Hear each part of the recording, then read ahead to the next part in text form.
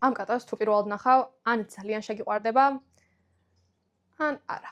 სფინქსის კატას ბეწვის საერთოდ არ აქვს, საერთოდ.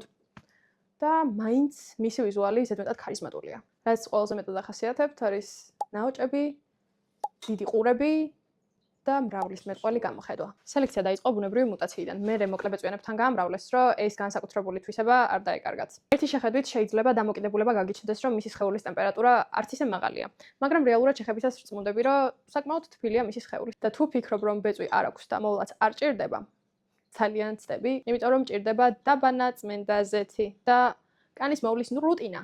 ზომა დაახლოებით საშუალო 3-დან 6 კილოგრამამდე მერყეობენ, მაგრამ ვიზუალურად უფრო პატარა ჩანს. ენერგია 10-დან 9, ჰიპერაქტიულია და ენერგოვამპირი. მუდმივად სჭირდება ყურადღების ცენტრში ყოფნა. გაწვრთნა 10-დან 8 ძალიან ჭკვიანია, მაგრამ თან ძალიან ემოციური. სირთულის მიხედვით გრუმინგი 10-დან 7, რეალურად ბეწვი არ აქვს, მაგრამ კანის მოვლის რუტინა მუდმივად სჭირდება.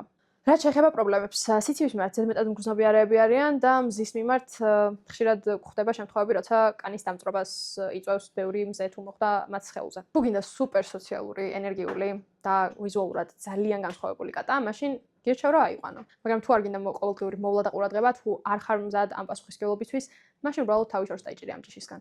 და ბოლოს, ნებისმიერ შეკითხვა, რომელიც გაგიჩნდებათ კატების შესახებ, კომენტარებში დაგვიწერეთ.